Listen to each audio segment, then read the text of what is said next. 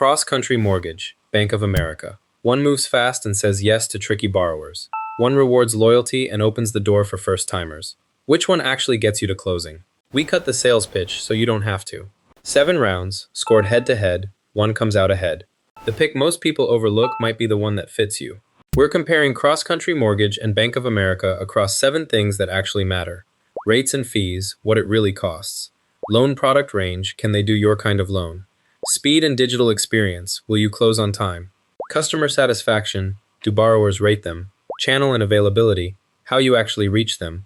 Complaints, trust and regulatory record, the stuff that keeps you up at night. And special programs for first-time buyers, VA and refinance. First up, rates and fees. Let's be honest about cost. CrossCountry competes on service, not price. Independent analysis pegged its average 30-year fix near 6.84% in 2024 versus a roughly 6.55% market average, and its total closing costs averaged about $9,647, above the median. It does skip the rate lock fee, and its down payment grants can offset some upfront cost, but it won't even publish rates online, so you have to call to compare. Bank of America plays a different game. Sticker rates are competitive but not the cheapest. The real savings come from relationships. Preferred Rewards members get origination fee cuts of roughly $200 to $600, and the top tier gets up to a 0.375% break, plus non-repayable grants that can reach $17,500. If you already bank there, the effective cost can beat the shoppers. If you don't, it's middle of the market. So on rates and fees, the winner is Bank of America, 7 to 5. I'd give the edge to whoever can actually lower my bill, and that's BAFA's discounts and grants. But a great price means nothing if they can't do your kind of loan. On to loan product range. This is where CrossCountry flexes. The menu is deep: conventional, FHA, VA, and USDA rural loans, jumbo, HELOCs, renovation loans like FHA 203K, physician and interest-only loans, even reverse mortgages. And crucially, non-QM and alt-doc options, bank statement, DSCR, asset-based, for borrowers a bank would turn away. If your situation is unusual, there's probably a CCM product for it. Bank of America covers the core well: conventional, FHA at 3.5% down, VA at 0 down with no PMI, jumbo financing up to about $5 million, HELOCs, and doctor loans. But there's no USDA, no non-QM or alt-doc, and no reverse mortgage. If your income is W-2 clean and you want a big jumbo, great. If it's complicated, the bank's box is narrower. So on loan product range, the winner is CrossCountry Mortgage, 9 to 6. For sheer can you actually do my loan, CrossCountry's menu wins going away. A big menu is useless though, if you can't get to the closing table in time. Say the seller gives you a tight window and the clock is brutal. With CrossCountry, that's the home field. It averages about 21 days to close and has a reputation for getting purchase deals done on time, even when another lender waved the white flag. Your loan officer pushes it through, the keys land on schedule, and the deal holds together. With Bank of America, that same window gets nervous. Borrowers report unresponsive consultants and commitment letters that arrive late, sometimes forcing 2 extensions on a 45-day close. If the seller won't wait, a missed timeline can put your earnest money and the whole deal at risk. But what if your income doesn't fit the bank's neat little box? Now, speed and digital experience. Speed is CrossCountry's signature. It closes loans in about 21 days on average, faster than the industry norm, and borrowers repeatedly credit it with closing on time, often when another lender said they couldn't. The tech and operations backbone is built around getting purchase deals done. The trade-off: it doesn't offer online rate quotes or pre-qual transparency, so the process still runs through a loan officer. Bank of America brings the polished digital tools, a full mobile app, and the Erica Assistant for servicing, and it ranked second in J.D. Power's 2025 Origination Satisfaction Study. But on speed, the complaints pile up: unresponsive consultants, missed timelines, and commitment letters that don't arrive on time, sometimes forcing buyers to extend their closing window twice. So on speed and digital experience, the winner is CrossCountry Mortgage, 9 to 5. When the clock is running, I want the lender that averages 21 days, not the one making me extend. Fast is nice, but do borrowers actually walk away happy? Then there's customer satisfaction. Here's the weird split with CrossCountry. Its individual loan officers earn glowing marks, Aggregate Zillow ratings near 4.9 to 5.0 stars across tens of thousands of reviews, with borrowers praising responsive, patient guidance. But zoom out to the corporate level, and it collapses. Trustpilot, around 1.8, BBB customer rating near 1.4. The person you work with may be fantastic, the company behind them, less so. Bank of America shows a similar gap but with an official trophy. It rose to second place, a score of 792, in J.D. Power's 2025 mortgage origination study, and its Zillow mortgage rating sits around 4.82 across more than 12,000 reviews. The catch is its general brand sentiment, a Trustpilot near 1.3, where broad banking gripes bleed onto the mortgage name. So, on customer satisfaction, it's a dead heat. 7 to 7. Both shine at the loan officer level and sag at the brand level. Honestly, it's a wash. CrossCountry didn't just grow. In a 2025 bidding war, it outbid UWM to buy Mortgage REIT Two Harbors, a deal its CEO said would push its servicing book toward roughly $400 billion and make it a top 6 non-bank servicer. Round 5. Channel and availability. CrossCountry is a distributed retail lender. It recruits and empowers local loan officers who own your relationship and originate face-to-face or remotely. It's licensed in all 50 states, DC, and Puerto Rico, running more than 700 branches with thousands of loan officers embedded in local markets.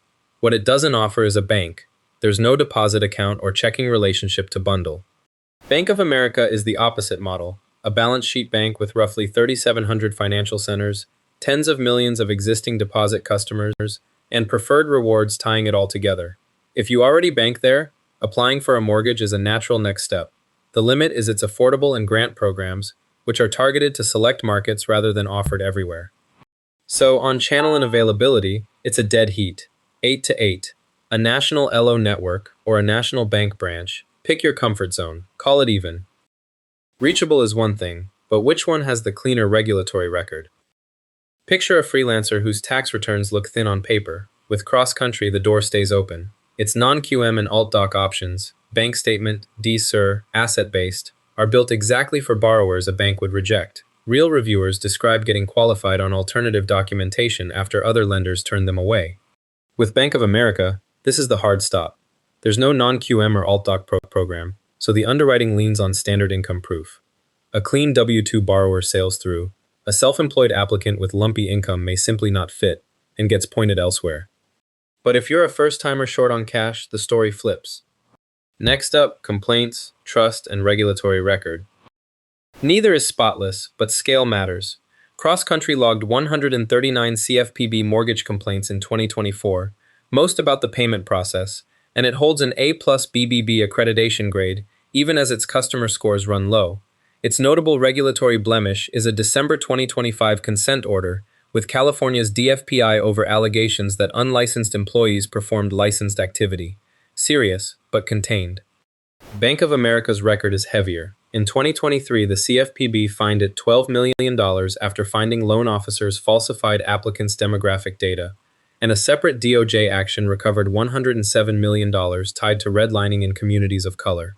Add roughly 7,552 BBB complaints over 3 years and hundreds of CFPB mortgage complaints a year. The A+ accreditation is there, but the fair lending history stings. So on complaints, trust and regulatory record, the winner is CrossCountry Mortgage, 5 to 3. A licensing consent order versus a redlining settlement, CrossCountry's record is the cleaner one. Trust aside, who does more for the buyers who need the most help? Imagine a renter with steady income but almost no savings. CrossCountry can help. Community Promise offers up to $6,500 in select cities, and Smart Start adds up to 2% of the down payment.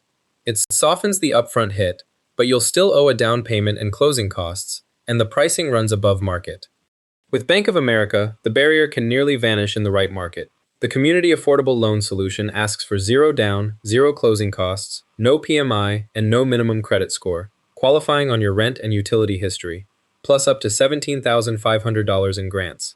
If your neighborhood qualifies, you may walk in with almost nothing down. So which lender belongs in your corner when it counts? And finally, first time, VA, and special programs. CrossCountry does show up for first-timers. Its CCM Community Promise offers up to $6,500 in down payment assistance across 15 major cities, and the Smart Start grant adds up to 2% of the down payment, roughly $5,250. Pair that with VA, FHA, USDA, and non-QM refinance options, and there's real flexibility, though the grant dollars are smaller and the pricing runs above market. Bank of America goes bigger here. Its community affordable loan solution offers zero down payment, zero closing costs, no mortgage insurance, and no minimum credit score, qualifying on rent and utility history instead. Stack America's home grant and the down payment grant, and you can reach up to $17,500 in non-repayable help. The catch is geography. The flagship program is limited to select markets. So on first-time VA and special programs, the winner is Bank of America, 8-6. Zero down, no PMI, no FICO minimum, plus $17,500. That's the stronger hand for first-timers. CrossCountry takes 3 rounds, Bank of America takes 2, and 2 land in a tie. It's close, and it comes down to whether you value speed and flexibility, or price breaks and grant money. Who is each one for? Self-employed with messy income? CrossCountry's non-QM options say yes when banks say no. Need to close in 3 weeks? CrossCountry averages about 21 days. First-time buyer who needs down payment help? Bank of America's zero down program and up to $17,500 in grants are hard to beat. Already bank with BOFA? Preferred rewards can shave your fees.